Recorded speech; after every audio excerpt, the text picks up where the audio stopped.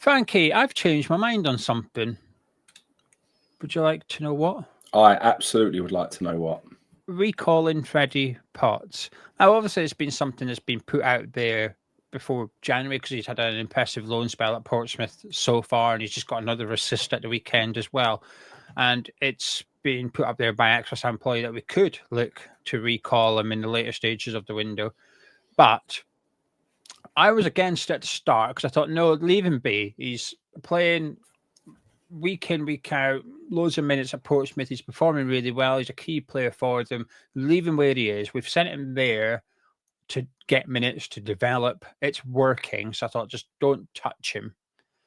And it's a bit like that with Callum Marshall for me. I'm like, look, he's playing minutes for Huddersfield. Leave him where he is. This is why you send him out on loan, to get the experience, to getting it. Leave it.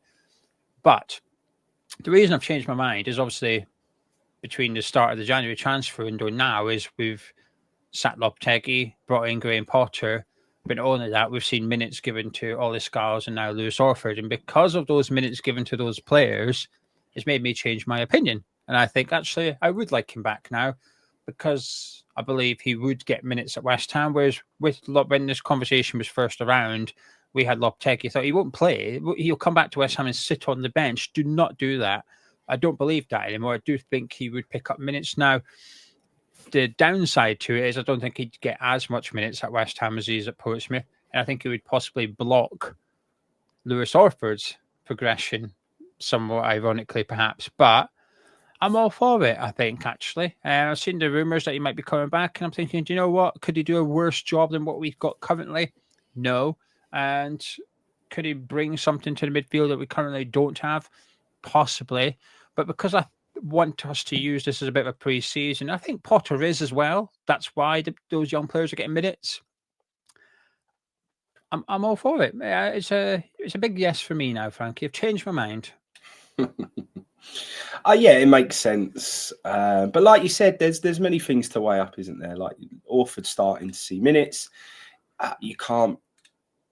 I think it'll be very difficult to give both enough minutes. So again, I think it just boils down to having a bit more of a clear plan with the youngsters. And I think we'll get there. You like I say, there's a guy who coaches one of the teams down at Cray on a Thursday night. And he was very excited about Potter coming in because of where he is in his career. And he said it's going to give a lot of the youngsters, a lot more opportunities, a lot more of a chance. And there'll be a clear development plan for them. So that's basically what we need, a clear development plan. It would remove any uncertainties or discussions around what's the best thing to do with the players. There should be one that we're saying right now, he is in the position, first team squad makes sense, first team experience is what he needs, and we believe he's good enough to get first team minutes. The other one you'd be saying actually where he's best suited would be out on loan. I do think it's a bit of a shame though. Take the West Ham element out of it. Portsmouth desperately need him. With their season and where they are, to get that result they did against Middlesbrough last weekend was a huge result, massive. Freddie Potts influential in that again, creating an assist, which is, he's having lots of impact on the game. He's not one of these players who kind of is like Cullen used to be, a bit of an unsung hero, really. He used to do a lot of the work that sort of goes unnoticed. Potts isn't. He's doing work that's really in the forefront of what's going on, and everyone knows what he's all about and how important he is. So, look, obviously, I'm only interested in West Ham. Couldn't really care less about Portsmouth, but from their perspective, they'll be gutted to lose him. And he is developing really nicely down there. He is, and sometimes things just fit. At the moment, that fit is working. It is absolutely helping him develop as a football player. If we bring him back and it doesn't go where we want it to go, or we start to, if we don't pick up points and we start, and I don't think we're going to get sucked into any of that relegationists and start looking over our shoulder. I think there's too many teams that aren't going to pick up enough points. But if you do start to get there, and actually, you can treat it like a pre-season all you want. Our fans are very unforgiving, and we all expect to get value for money. Play it how you want it. But you better entertain us from now until the end of the season. You better make it worthwhile going over to that Poxy Stadium from now until the end of the season. And we better get a bit of value for money. So if things don't start going right in terms of results, at the weekend, I really do feel, and it sounds really harsh, but I feel we threw them kids on as a little bit of a sweetener to make everyone calm down about that result and how we played. And I think he just thought, like, if I put the kids out there and give a few of the youngsters an opportunity, then that will give me a little bit of just a little bit of breathing space from how people might react to that. And that's actually become quite a big talking point, was the youngsters, not as much a result on the game. So I think he did that. That will be removed very, very quickly if we're starting to feel frustration. It will be rely on the dependables once again, and that's what will happen.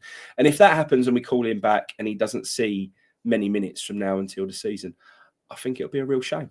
Yeah, you almost convinced me to change my mind again. But the one thing I will say to counteract that regarding putting the youngsters on against Palace is that A, he played Scarles from the start against Aston Villa, and B, he brought Scarles on against Fulham when the game was in the balance. He still brought all his Scarles on. So then he managed to go and dig an Aaron Cresswell out of the backs of the training ground and managed to start him. So who knows what's going on with that situation? I think Scarles is seen as someone he'll utilize. You know, you said to me, will Scarles start this weekend against Villa? I'd say probably not, but he's certainly in the running. Lewis Orford, I don't think so. I don't think he would start Lewis Orford, but he might come off the bench. I don't know. But with Scarles, even if he's on the bench, I feel confident he will be one of the 5 substitutes that Potter makes. I see him as part of the squad that Potter is willing to use between now and the end of the season. And when you speak about, you know, I get what you're saying about Portsmouth. I think, you know, that's why I think Aston Villa went the right way about it with Louis Barry. They gave them plenty notice in December. They said, we're recalling him, by the way. You can have him on, because they were due to play on New Year's Day. So it was like, you can use him on New Year's Day, and then we're going to recall. The game got postponed, but we're going to recall him then. So I think they gave them enough sort of notice that we're recalling our player, just so you know, whereas we haven't done that to Portsmouth, but our intention has possibly shifted a little bit. And I get what you're saying about Portsmouth, because you want to build good relationships with clubs. And I think we've maybe got one with Wickham at the minute. We've had a little bit of business with Wickham, and they're playing our players. So Portsmouth could be a good. Now, there is maybe a bit of a solution here, which is if we recall Potts, could we give them Lewis Orford and say, right, we're bringing but here's another kid that we think is going to be good enough for West Ham, needs minutes, so we're going to replace him direct. You know, we're taking Potts, but you have Orford who can go in and do what Potts is doing, hopefully. But when you said about getting sucked in, I also agree with you. I don't think we'll get relegated. Like I've said a few times, this is the last time I'll say it, I think we need 10 points from 16 games. Right? You've got to be horrifically bad at your job. You don't achieve that as a manager of West Ham United, regardless of the players available. It's not difficult. But if we did lose a few, and I think the problem is our next 5 fixtures on paper are pretty difficult. So it's like you could easily see us going the next 5 without picking up points, if many. But when you were saying, I thought, do you know what, though? If we were to get sucked into that, I don't know if I want to see Rodriguez rolling his sleeves up and getting stuck in for West Ham. I'd almost want to see Freddie Potts out there rolling his sleeves up, saying, I'm not happy with this. I'm going to go out there and give 100% and drag this club. And when you said about, you know, there's got to be a bit of entertainment between now and the end of the season. But I think the academy players playing is an element of that. I think if you were going over there and you were getting to see Scarles and Orford play regular football, that's a positive I think you can take away every week, even if the football's still not quite there, the results aren't there. I think it is a positive. I'm pleased to see them get opportunities, and I think Potter will give them opportunities between now and the end of the season. I think that's why the conversation around Potts is different to what it would have been had we not changed the head coach this month. I would have left him where it is. So I'm gonna stick with yes, bring him back. What about yourself, Frankie? Would you stick or twist, leave him where he is, or bring him back? No, I would, and I would play Scarles this weekend. I would start him. This Aaron Cresswell experiment, for me, we all know what he's about. He's been a very good servant. He's been superb for West Ham. The value for money we've had at Aaron Cresswell is massive. Return on investment on him, big tick. But it's done. It's finished. So move on. Move with the times. Scholes has come out there. And we've had a lot of games coming thick and fast. I get it. You can't, put these kids in the deep end, play them every single minute and beat them into the ground. That isn't the way to use them. So, but we haven't got many other options. I would have Scholes over Aaron Cresswell starting from now until the end of the season, 100%. And I would rather see Potts over Rodriguez all day long, and I would start him every single game without any question. I'm all for it. I'm a big advocate for the youngsters. Freddie Potts is proving himself. He's proven he's ready to be given his chance. Then let's give him his chance, and I'd much rather see that than Rodriguez. But yeah, one thing we get told, isn't it? Oh, West Ham are looking at the Championship. We're looking at the Championship, which is good. There's a lot of talent in there. Well, we've got someone in the Championship playing really well that is owned by West Ham. Yeah. So yes, Portsmouth are struggling, but he is, Pompey fans absolutely love him and they absolutely adore him. So, yeah. Plus, if you leave him where he is, Potter doesn't really get a proper look at him until the summer. And it's, pre-season's long, but it's also quite quick, 6 weeks, and you've got the transfer window going on as well. But you get him back now, Potter can really have a good look at him and decide whether I want him next season, I want him out on loan next season, or I don't think he's going to make it at West Ham. But while his stock is high with Championship clubs that sell him and get a few million for him, because he's homegrown and he's come from the academy, in terms of PSR, it's pure profit. It's even 4 million is 4 million, bang, pure profit, happy days, let's go. I think it just makes sense. But I think you've summed it up really well. It's really clear. If you're going to recall him, you better be deciding that you're going to use him. Yeah, and if you 100%. Do that, then fine. If you're saying, I've watched him, what he's giving to Portsmouth, we want that for West Ham. Don't recall him and be starting Rodriguez and not, and I don't even want to see him come on as 5-10 minute cameos. I don't want to see that either. If you're bringing him in, you better have a reason to want to do it. And then that is the fact that he is going to see some of those starting lineups. And if he's going to see some starting lineups, then it's the correct decision. If he's not, and it's going to be 10 minutes bits here and there, I'd much rather see him stay where he is. Don't do a Reece Oxford. Remember when he was at Augsburg, he finally got into the team. Was it Augsburg he was on loan at? I know he joined them permanently, but he got in. He finally got into the team. We recalled him, put him on the bench for the FA Cup game, then loaned him back, and completely killed his development. And he didn't want to come back, so we dragged him back to London. He was like, "What am I doing? I'm finally in the team. I'm finally got it." Kept him around for like a week or two, and then loaned him out in the same bloody window, back to the same team. It was just, we had him for a game. It was pathetic. But speaking of a game, the Crystal Palace one, what was your thoughts post-match? Yeah, I was just disappointed, similar to a lot of other people with regards to the lineup.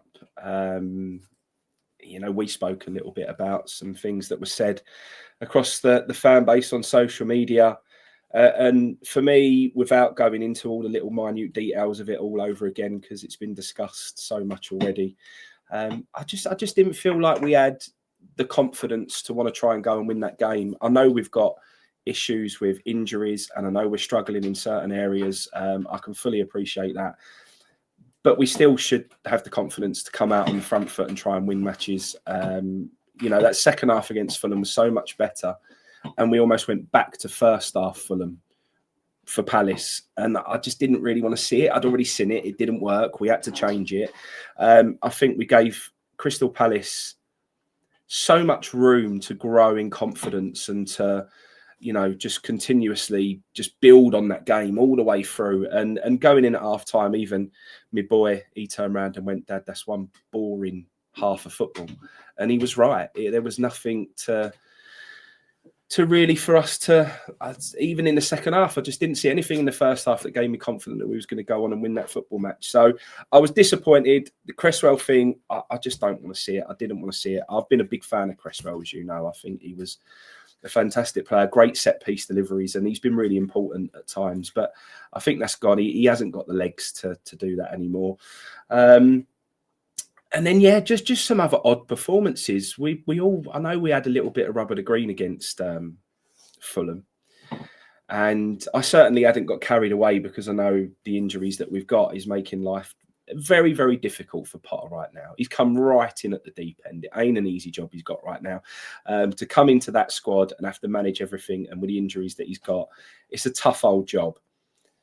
But you have to, without sitting here and getting carried away and going, oh, Potter, that was rubbish. I'm not saying that. I'm just saying there were some things that he tried that I think everyone else has tried and it's never worked. So why try it again? Now, I think there was enough evidence to know that playing Cresswell there isn't something that we should entertain anymore.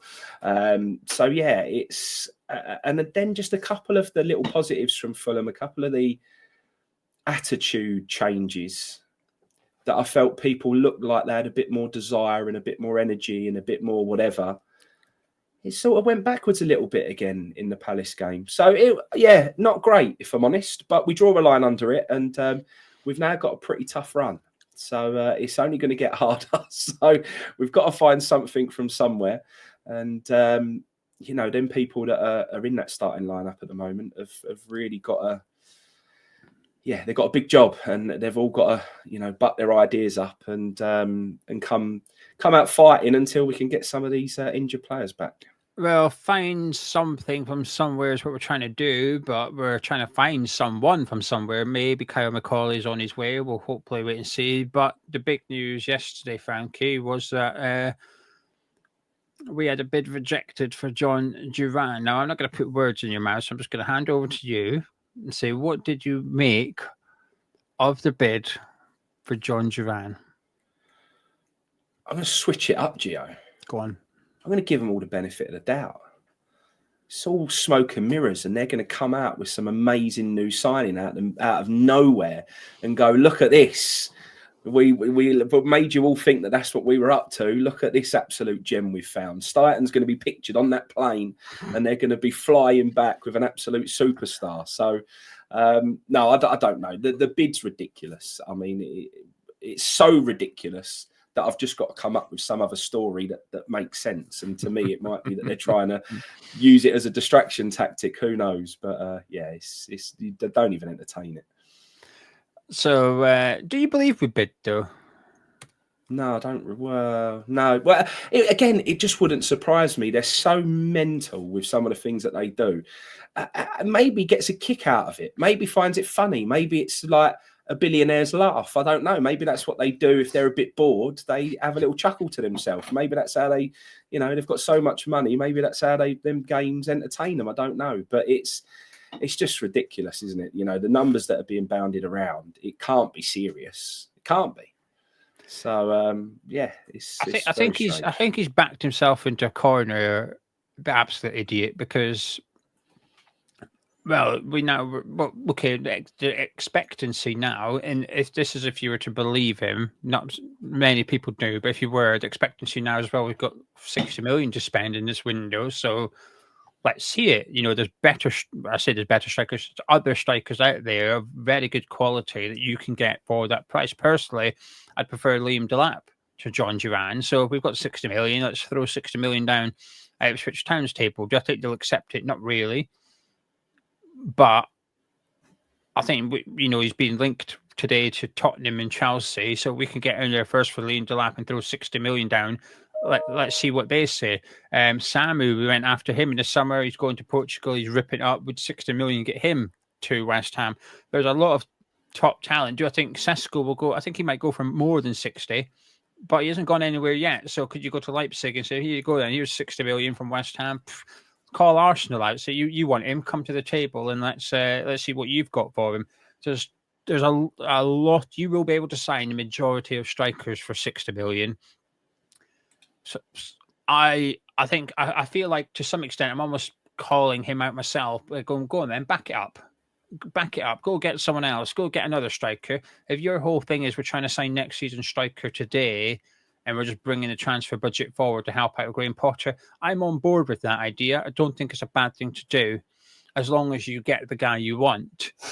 What I don't want to do is end up... I know I've just spoke about alternatives, but these are good alternatives. What I don't want is signing Awoni for 20 million. You go, well, you wanted a striker? Here he is. Well, hang on a minute. Not many people want him for 20 million. That's bad buying. But the thing that when it came out and Sullivan sort of confirmed the bid and stuff to ex-West Ham employee, I thought, what a silly thing to do. Why would you not deny the story?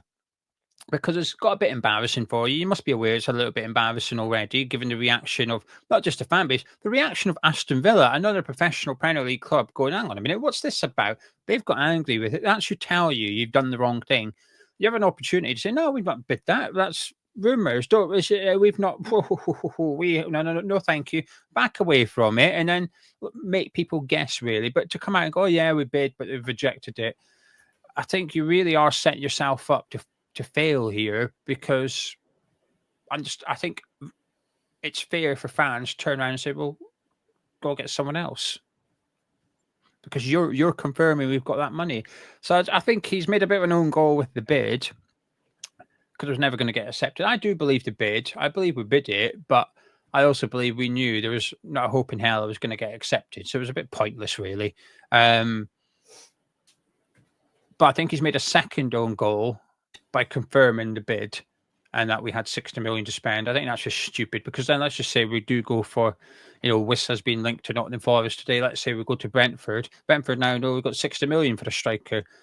Complete idiotic. This is a bloke that makes the same mistake over and over again and never really learns from them. And I think that's what frustrates. I don't mind people making mistakes. It's the best way to learn in life. But to make the same one continuously, it's no longer a mistake. It's a behaviour trait. And I think that's what it is with Sullivan. It's something we see on the regular, and it just pisses me off quite a lot, to be honest with you. So I get wound up discussing it. I'm getting wound up, Frankie. I'm going to shut up. I'm going to hand over to you, and hopefully you've got something to add so I can just breathe. No, I mean, it is the same old story. You think you've seen the back of these things. You think you employ, new people who can be just behave as we'd expect our football club to behave. Sorry, mate. So, you bring in these directors of football's technical directors, you bring in who you want, and we still managed to look like an absolute circus. Mark Noble couldn't have been any more wrong, could he, when he turned around and said we're not run like a circus anymore. We still managed to do it continuously, and transfers is where we really go and make ourselves look like fools. So, frustrating. Doesn't help things when I think we're all sitting here expecting a little bit of business to be done as well. We're all sitting here thinking we're in desperate need for some reinforcements and some stuff to just sort of carry us through until the end of the season. So it only adds to the frustration of all the fans. They know exactly how to wind us up. They know exactly how to annoy other football clubs. And like you said, we're messing around with this Jhon Duran situation. Look, do I think he's worth 75 million? No. I'll be honest. I buy a lot of stuff in America on eBay, and I will at times look at the valuation of what people have on something and think you're absolutely mad. And I will bid something that might be, or put an offer in that's 70% less than what their valuation is or what they've got it up for. But based on the fact that there's evidence that what I'm bidding is the fair value for that item. Right. So I would probably say what West Ham have bid, in all honesty, for a quite erratic player who doesn't come without problems, it's probably about the right amount. In all honesty, I wouldn't want to pay any more than what West Ham are paying. I wouldn't. And, most of the time when I see it, I just ignore it. But every now and then I'll look at it and think, I would actually really like it. I'd love to buy it. That's all it's worth. I'm going to throw in the bid just in the off chance. So I can't say I haven't behaved exactly how they have. I think the difference is, you don't need to have a working relationship with that guy going forward, whereas Aston Villa is a club that we're going to have. We will have dealings with at some point in the future, whether they want one of our players or we want one of their players. We're likely to cross paths again. And B, the world doesn't see your bid. Well, yeah, no, absolutely. And then C, you're trying to flip this, and this is a difficult analogy to use. If you don't purchase that I assume you're talking about a collector's football card or something, right? You're talking about one of those, like a football card. That's what you're discussing, right? Frankie. Yeah. Yeah. Yeah. So that card, if you don't get it, nothing's going to happen. Whereas we don't get a striker, there's consequences to that for the remainder of the season. Do you know what I mean? So the Yeah. consequences, the risk to you not getting that card is nil.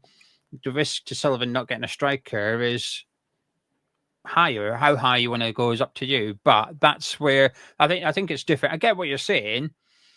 We've all done it before, but also what you don't do is say to the guy, you then go to the next guy and say, well, I'll have your card instead. The next guy's going to go, yeah, but I know how much money you've got to spend because I've just seen you bid for that other one. So I know you've got 50 quid in your back pocket. I'll have that for this card. Thank you very much. So I think I get it. We've all done it. And at times, listen, Nottingham Forest have made a low bid for Whistler Brentford, 22 million, right? It's low, but I think the difference is I think Nottingham Forest have an intention to increase those bids and maybe meet Brentford somewhere. And I think they're trying to work out what Brentford want for Whistler, and then they'll try and get a deal done. Whereas I think with us, we know what Aston Villa want for Duran. We've just got no intention of meeting them anywhere. And that's the difference. When with a bid that I do, you expect it to be rejected. When it comes back, you draw a line under it, you move on. But you also think there might be a negotiation. If this was our first dealings with Aston Villa, Frankie, I'd sort of understand it. That's right. But we dealt with them in the summer where they went 40 million and we went 32, and they went, no, he's 40 million. When we went, oh, 35, and they went, no, he's 40 million. And we went, what about 38? No, he's 48 million. So we know what Aston Villa are like. Set a price and that's it. Match it or do one. So they've gone 75 million, 80, depending on what you believe, but let's just say it was 75 and give West Ham the benefit of the doubt. Aston Villa have gone 75 million, we've gone 40. And they went, no, go away. We've come back again and gone, what about 57? No, it's 75. We showed you in the summer, literally 6 months ago, we showed you, we set a price and we stick to it and we ain't budging. We're not negotiating. There's no wiggle room here. That is the price. We've gone back almost expecting them to have changed their attitude midway through the season, after he signed a long-term contract, after he's been given the number 9 shirt, after Emery's now made him the first choice striker prior to his red card against Newcastle, and after he's banged in some incredible goals this season. And if in terms of like his statistics, he's one of the most efficient strikers in European football. So he's got all these reasons, all these positives that's happened, and we've gone back expecting Villa to suddenly be willing to lower their asking price and negotiate. No, they showed you in the summer they ain't doing it. You're wasting your time. You're wasting everyone's time. Piss off. Anyway. No, you're right. But that's, again, that's when you play games. It can go the wrong way. And yeah, the thing is, he has shown the ability that he's got since those initial bids. We had our chance to get him at that valuation that was probably the right money for him at the time, in all honesty. Yeah. And I think that's gone now. And the fact that it's gone and we can all see it's gone, but they're not reading the room and still making silly bids is just, that's where I get a little bit like, what's going on here? Trust me, Mr. Sullivan, I wish years ago I invested in cryptocurrency, okay? Yeah. But I didn't. But what I can't do is go and try and buy it at the price it was a few years ago. I've missed it. The ship has sailed. It's gone. I've missed the moment. You've missed the moment with Jhon Duran. Accept it. Move on. Or, like I have to do with cryptocurrency, I've got to buy it at today's price. Stop trying to buy cryptocurrency at the price it was 6 months ago when it's moved on and got increased in value. Idiot. We tried about 4 analogies there, Joe. We weren't getting there, but that one was perfect. That summed it up well. So we'll work. We'll use that one. Right then, speaking of Aston Villa, Frankie, we've got them on Sunday. How are you feeling ahead of the game? Yeah, tough old game. We've seen what they're all about. We've just played them, and look, I think we're going to get a more difficult Villa than the cup game, to be perfectly honest. So we managed to blow the cup game. We're going to see an even better, improved Aston Villa this time round. So we've really got Potts got a really big job on his hands. He's really got to find something, and I just don't want to see that 5 at the back, 2 blockers. I think we've got to have a bit more about us if we're going to want to go and get anything out of that game. Just because I think Aston Villa have got enough firepower and enough to bring on, which is exactly what we saw in the cup game, that even if you are keeping it tight and you can sort of hold them off to 0-0 in the first half, I think you'll unravel in the second half anyway. So I want to see us try and go and win the football match. I don't want to see us try and, play out for a 0-0 at half time and then just see what happens in the second half. I want to see us a little bit more positive and, just believe in the team that we've got and whatever that he's going to try. So. Yeah, and we know who they've got on the bench on Sunday, or possibly even starting, but at worst on the bench is Mr. Jhon Duran, who came on, scored the winner against us at the London Stadium. So we know what's set to happen this weekend, but he wasn't available for the cup game, so we lost that game. And, we've almost got less players available, and they've got more players available for this one on Sunday. We've also got the Champions League game this evening, Aston Villa do, so they do have that fatigue issue potentially in there. Whenever I ask you for a prediction, Frankie, you always back West Ham. You'll say, well, West Ham win, regardless. But I often think when you do it, I think you could make, even if I don't think we were going to win, I could make an argument as to why I think West Ham could win. But I do think there's some game, there's going to be a point where you turn around and say, even the most optimistic guy here struggling. Is this the fixture? Is this the one? Or are you still going to go for a West Ham win? No, I always look, the day that I sit here and give you a result that I don't believe West Ham are going to win, I'll stop following football. There's no point in going. There's no point in being a football I disagree. Fan. I can separate prediction from if hope. I don't believe, I can't expect the team to believe. And the team should always believe. The manager should believe. And as a fan base, mate, we've gone places and had no chance as West Ham fans and won. So I always have that hope. There's many a times, many away days where you get up at 6 o'clock in the morning, you go and get on that train, and you really should have zero chance of getting a result.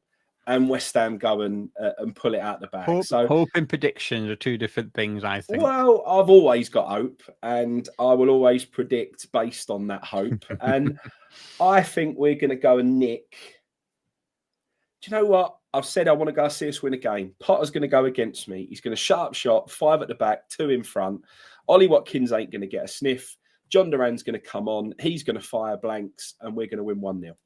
Love that. I hope you're right. Trust me. I hope your predictions are right every week because you're predicting wins. But I hope we win. I think we've got a chance of not getting beat. But I just think it's a tough game Sunday. If it was, we had a fully fit and available squad, it's a completely different conversation. Yeah. Basically, we're missing Jarrod Bowen, and I feel like we are a little bit, and we have been for a couple of seasons now. I think we are a little bit Jarrod Bowen FC. If he doesn't start, then we really struggle with scoring goals and creating chances. He's doing one of the two.